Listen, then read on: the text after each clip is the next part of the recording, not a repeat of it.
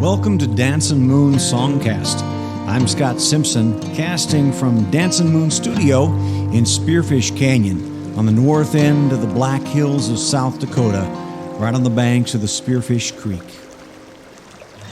If you'd like to follow along, you can download a free PDF of my lyric book from scottsimpsonmusic.com/lyrics, and of course you can find links to all my music there as well. So let's get casting and find out what song we're going to talk about this time. Well, welcome to the fifth episode in our Keys to My Head series of 12 episodes. We're taking a listen and a closer look at each of the songs from the new album, which you can get almost anywhere right now, purchase or stream, anywhere you get your digital music. And the fifth song on the album is Answer to Pane.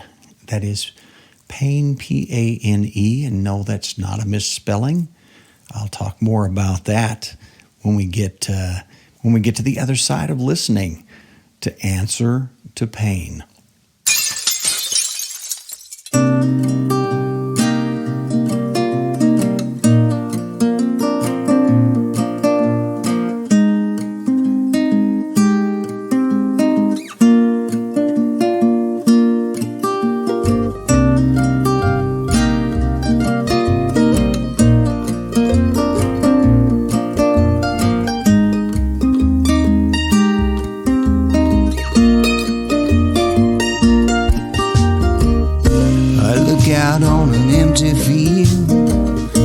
So sure my feet is sealed. They are building all the time.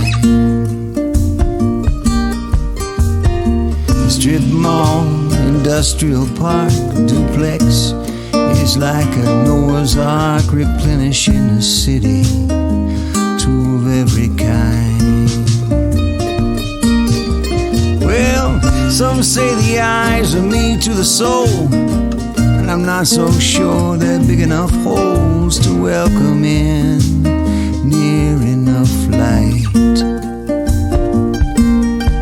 Yeah, when someone chooses to pull the shades, the vision dies and the story fades, and who knew what would come with that morning light. The answer to pain, it seems, is shutter out the world, over darkness only grows inside the blinds. When you find yourself in a jam, instead of glazing over, man, just tap, I'll open up, I don't mind.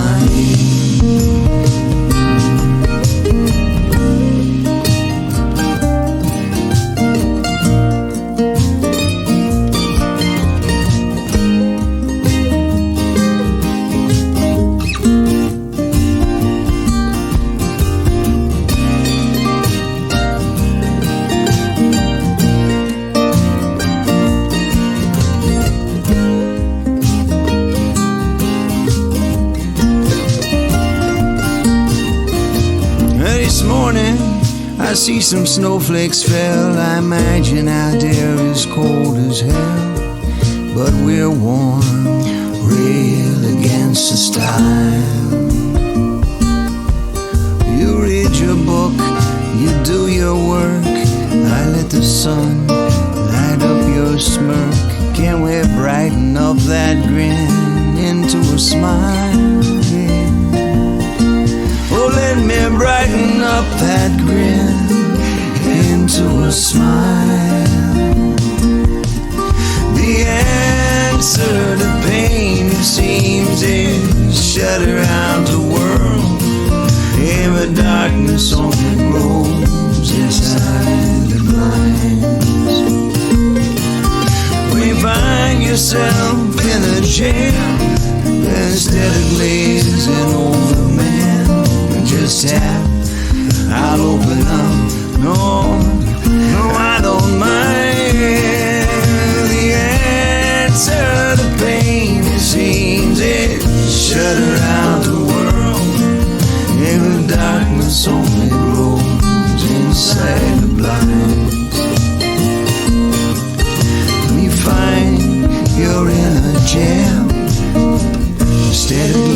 an overman. Just tap, I'll open up, I don't mind. Yeah, just tap, I'll open up, I don't mind.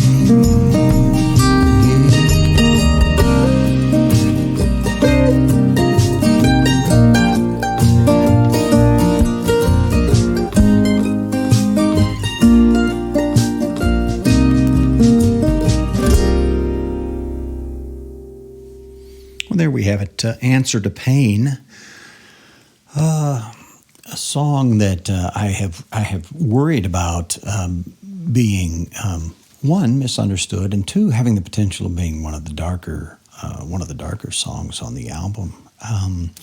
Although I don't see it as dark. It's addressing a dark subject, I think, perhaps. But anyway, we'll talk about my insecurity first. So. As we've talked about earlier in this series, this album, Keys to My Head, 8 of the songs on it were created by me during February of 2020 for FALM, which is February Album Writing Month online community, and a series of prompts that I received, some of which worked really, really well for me. This one was a prompt song written for FALM. The very first song that we talked about on the album, which is If You Want to Make a Song, was a prompt song by the same prompt as this one, which was to write from the perspective of an inanimate object. And, of course, If You Want to Make a Song was written from the perspective of a guitar. This one I was working on trying to come up with another inanimate object that really spoke to me. And one day, this was prior to really the kind of the shutdown that happened, although the pandemic was already rolling in February of 2020. We hadn't quite yet shut down, wouldn't until the middle of March. So I was at my office, and this was running in the back of my head. And I have a small office, not a great big office, but it does have a window. My office is in Rapid City, and it's in an area that I guess I would call industrial park area. By that I mean it's kind of on the outskirts of the main part of town, but it has a lot of industrial businesses, manufacturing, and some things like that are being built up out there. It's kind of been viewed as an area for creating some office space for various industries and things like that. So that's why my office is there.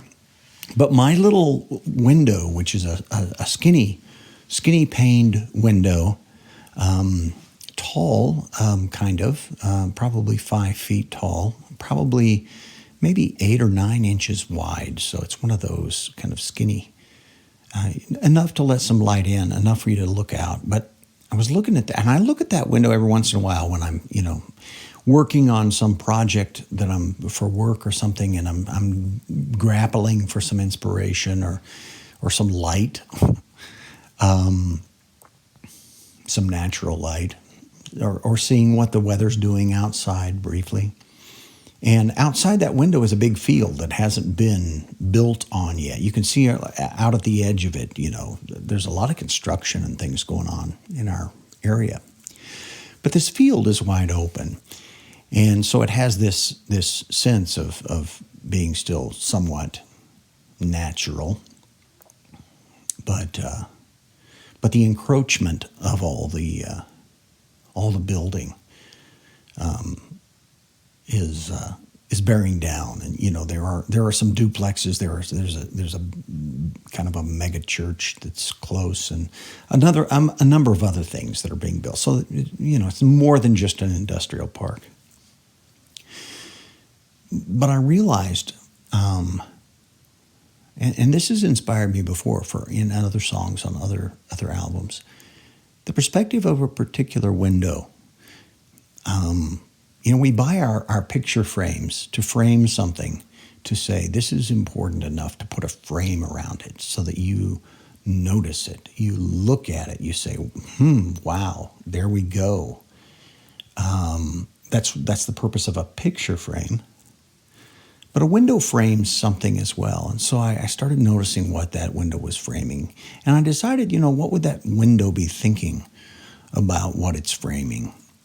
And then I realized that it's framing both directions, unlike a picture frame.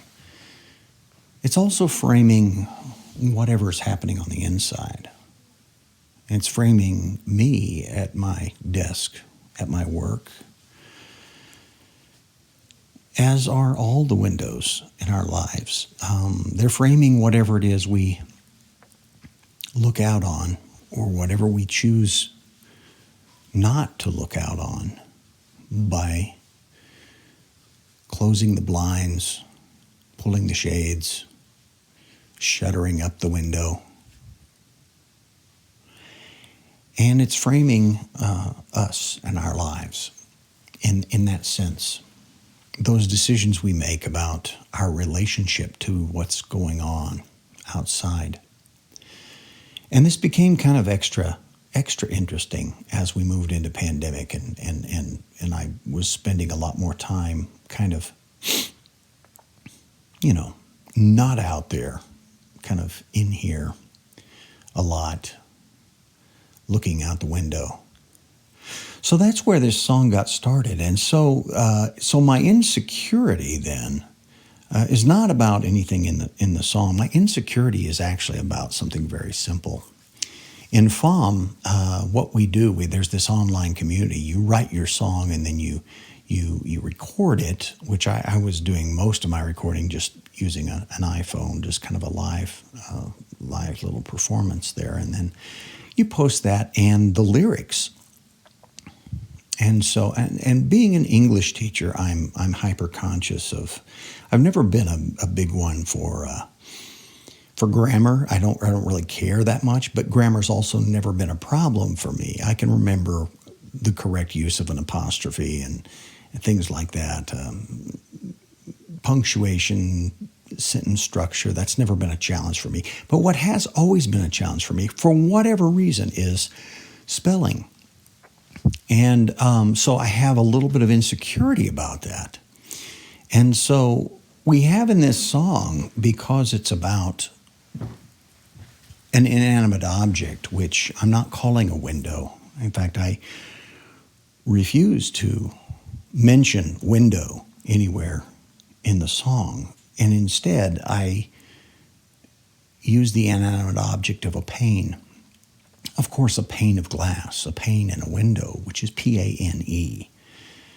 But that has the added benefit of having that additional meaning, at least when you hear it, maybe not when you see it, but when you hear it, of, is he talking about pain, P-A-I-N, or pain, P-A-N-E? If you just hear the song, I would think you would assume it's P-A-I-N, which certainly the song is about that. But when you see it written, it's P-A-N-E. And my insecurity was telling me people are just going to think I can't spell. They're not going to realize how, brilliant that is. And of course, it's not that brilliant. But my concern is that the double meaning there was going to be lost, and people were just going to assume I was a dummy and I couldn't spell, which I will say this, people who can't spell are not dummies. But that was my insecurity talking was, are they going to just think I can't spell? And unfortunately, it was kind of fed, because I got a lot of feedback on a number of songs. I didn't get a lot of feedback on this one. And I like to think now that that's because they just didn't get it. It went past them. Because there's a whole lot going on in the song. And maybe that's good or maybe that's bad. I don't know. I've always been of the opinion that you don't write, whatever it is you're writing, you don't write for the lowest common denominator. You don't write to be understood by the simplest person. You don't write to be understood by at the easiest level of understanding, at the shallowest end of the pool. That's not what you write for. Because if you limit yourself to that, and it's not bad to want to be understood by anyone and everyone. In fact, I'm writing a number of children's songs now, and I think about that quite a bit when I'm writing a children's song. But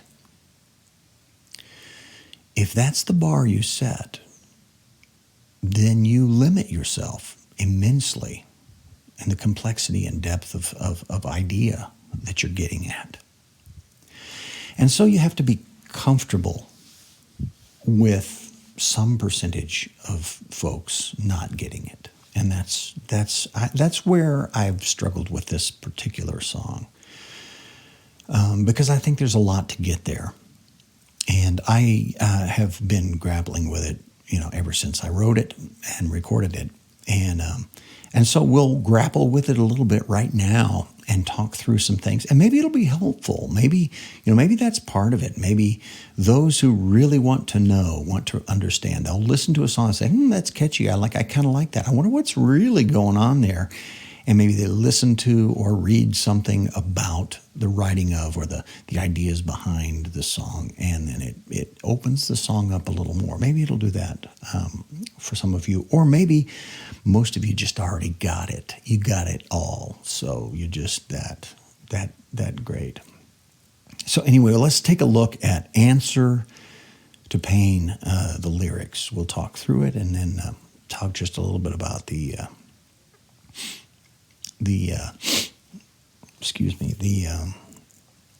music itself. And I will mention this one more thing. It starts abruptly with the breaking of a window. And this song probably maybe is the one that convinced me I wanted to put a sound at the beginning of every song, partly because of my insecurity. I felt like the breaking of the window would help give everybody a clue that I didn't misspell pain. I spelled it the way I intended to. And then, of course, I felt like I needed to do that with all the others. But that being said, I'm glad I have a sound at the beginning of each of the songs on this album. I think it's a unique device that I may want to use again. So, Answer to Pain. I look out on an empty field, but I'm not so sure my fate is sealed. They are building all the time. Strip mall, industrial park, duplex. It's like a Noah's Ark replenishing the city. Two of every kind. Okay, so there's our first little segment in the song. And so our pane of glass, our window here, the first view is out. I look out on this empty field, but I'm not sure it's going to stay that way because there's all this building going on. And at the beginning, when you first start writing a song, you're not sure what it might be about. I think as I was writing this, it might be about my disdain for the destruction of the natural environment for building purposes, though I am guilty of that myself because I have a house that's built in Spearfish Canyon. So, like they say, people who live in glass houses shouldn't throw stones. But I do have a distaste for overproducing buildings and that sort of construction and that sort of thing. So we get into that metaphor of Noah's Ark replenishing the city, two of every kind. It feels like we're trying to just justify our presence by just building tons of strip malls and duplexes and then making the duplexes too expensive for most people to afford, which is a challenge in our region. So we get in. Then we've been introduced to the pane of glass. Well, some say the eyes are me to the soul. but I'm not so sure they're big enough holes to welcome in near enough light. When someone chooses to pull the shades, the vision dies, the story fades. And who knew what would come with that morning light? This is where I really discovered what the song was about, I think. So we first get this really blatant hint at who the speaker is. Well, some say the eyes are me to the soul. That's the closest we get to saying window. The eyes are me to the soul, but I'm not so sure they're big enough holes. I'm not so sure the eyes are big enough holes to welcome in near enough light. How much darkness is in so many people? How much depression is in so many people? And what's the problem? How come they can't let the light in? Is it an eye problem? Of course it's not, but of course metaphorically, maybe it is. Maybe it's the way we see the world, the way we don't see the world, the way we refuse to see the light. When someone chooses to pull the shades, the vision dies, the story fades. I left this a little bit ambiguous because when I came up with the phrase, when someone chooses to pull the shades, one of the things that I'm doing in the song, of course, is bringing in as many window words as possible.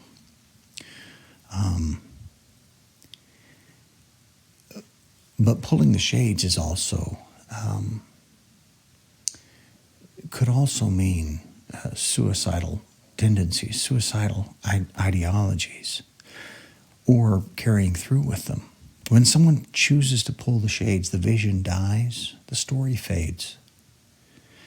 And who knew what would come with that morning light? And I got this vision of one, the depression, the sadness, the choosing to not see the light, the choosing to shut out the rest of the world because it's too painful.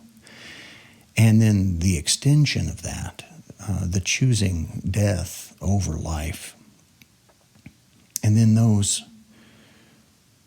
who come into that room when morning has come to find a loved one who has taken his or her life, which is something that happens far more often than we realize. I know of someone. I know of a family for whom this happened just very recently. I don't know them personally, but I know them. I know of them, and it's difficult to even imagine. The vision dies, the story fades.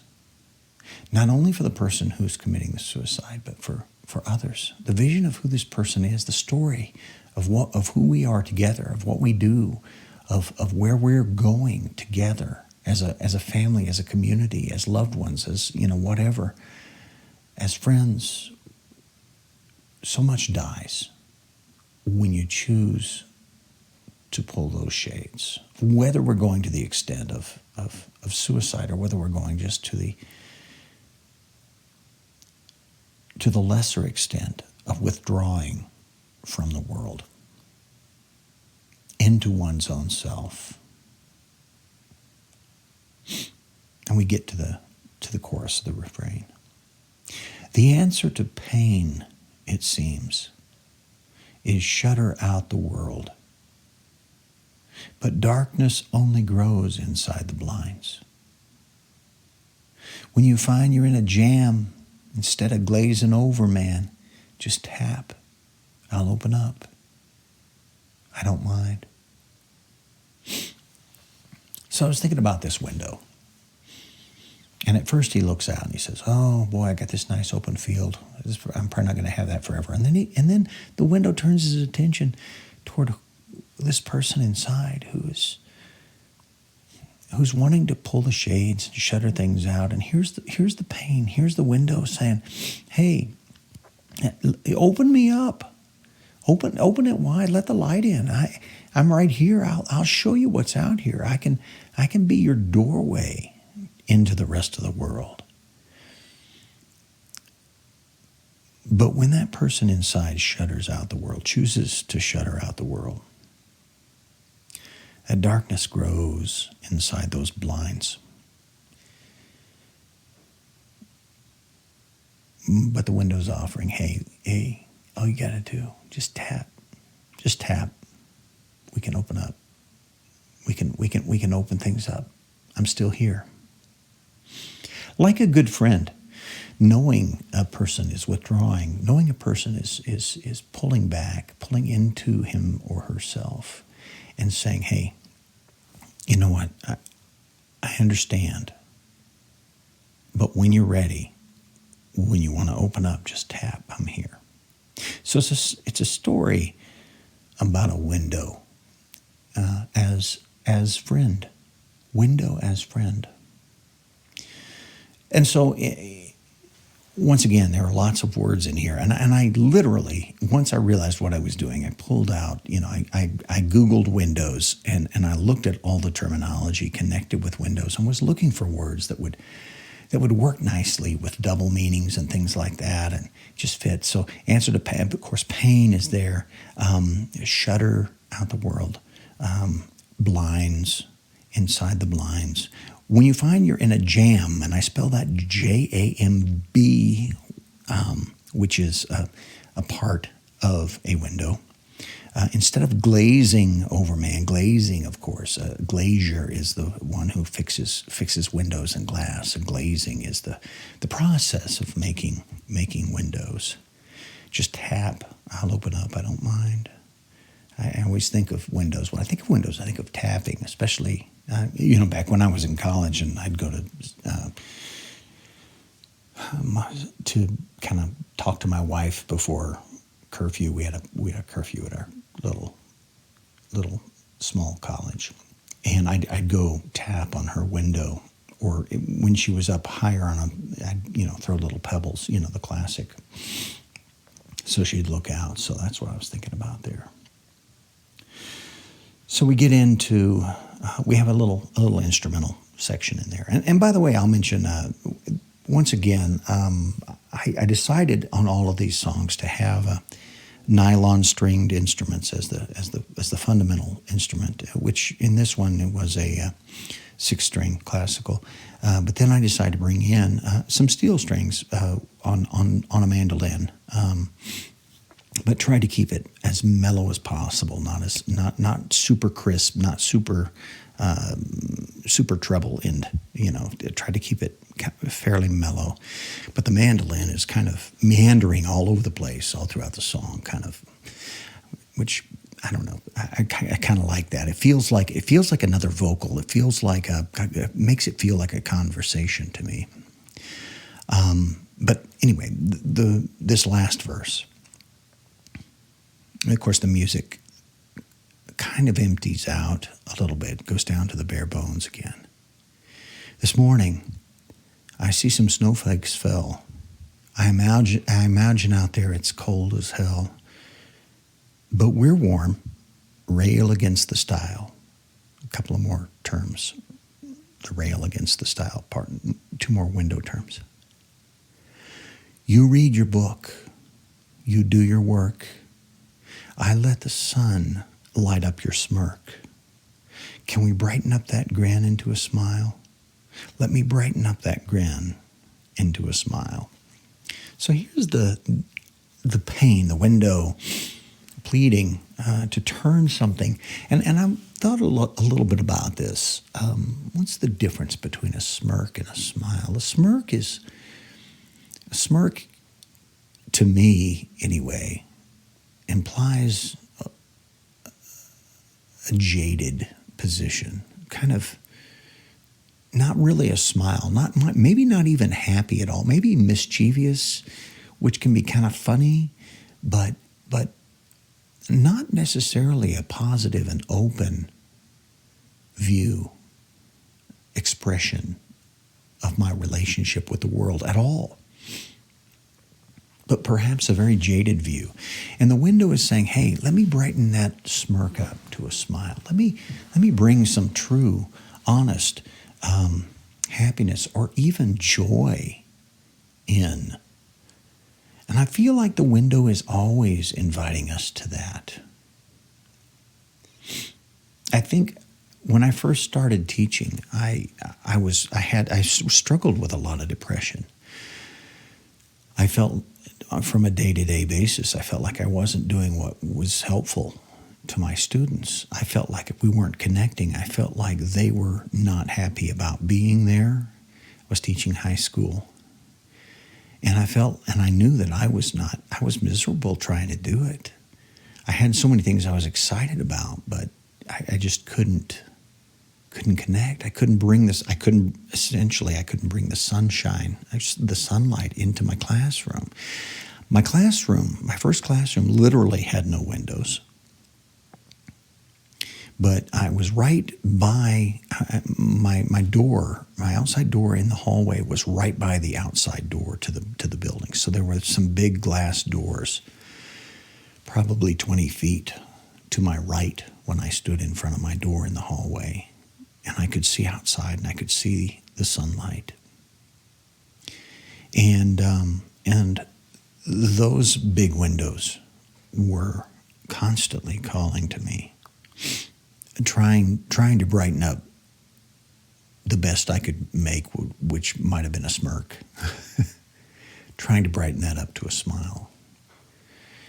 And so, I think this relationship that we have with windows, they're trying as best as they can, maybe, to draw us into connection, to bring us light, to bring us sunshine, to bring us vision.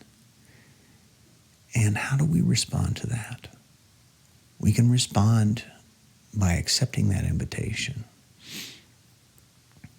throwing open the windows, letting the breeze blow in, or even just stepping on outside. Or we can shutter them up. We can pull the blinds, close curtains. So we get to the final part. The answer to pain, it seems, is shutter out the world, but darkness only grows inside the blind. When you find yourself in a jam, instead of glazing over, man, just tap, I'll open up. I don't mind. The answer to pain, it seems, is shutter out the world, but darkness only grows inside the blind. When you find you're in a jam, instead of glazing over, man, just tap, I'll open up, I don't mind.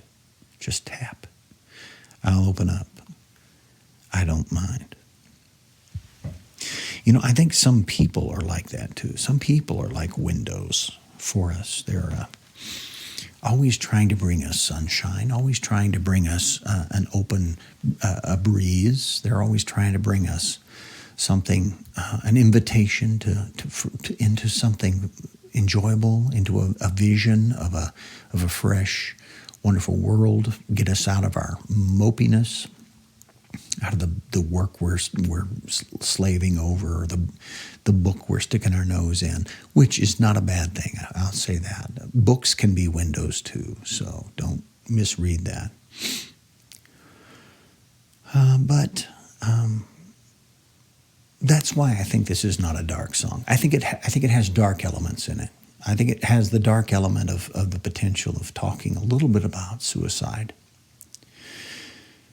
Definitely talking about depression.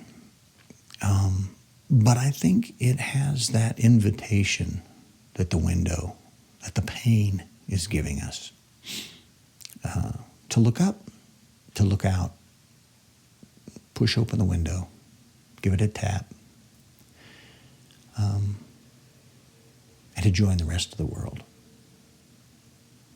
So there we have it, answer to pain. So don't think I just can't spell, please.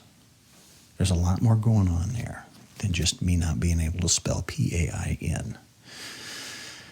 And you can get all my music, all my lyrics, stream links to stream or download or purchase everything at scottsimpsonmusic.org.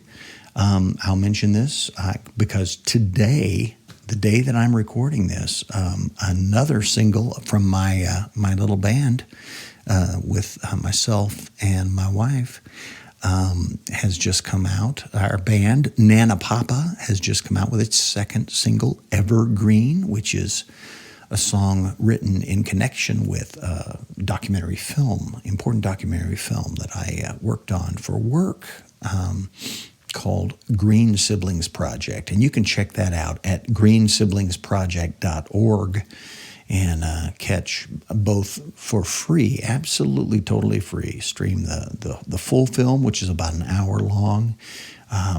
You can stream the music video there. You can download the song Evergreen by Nana Papa anywhere that you get your digital music, of course. And also on the website, we have an online social justice workshop that you could work through with some friends. It encourages some discussion, some engagement with some great, amazing interviews with some amazing people that we were able to do for that documentary film, The Green Siblings, Triopia, Ernest, and Scott, and Robin White, who delivered the bit of wisdom that became the song Evergreen, which is, you must take care of the root for to heal the tree. A bit of Gullah Geechee wisdom from Queen Quet Goodwine of the Gullah Geechee Nation. So, lots of stuff to think about there. Good stuff. So, thank you for joining me for another episode.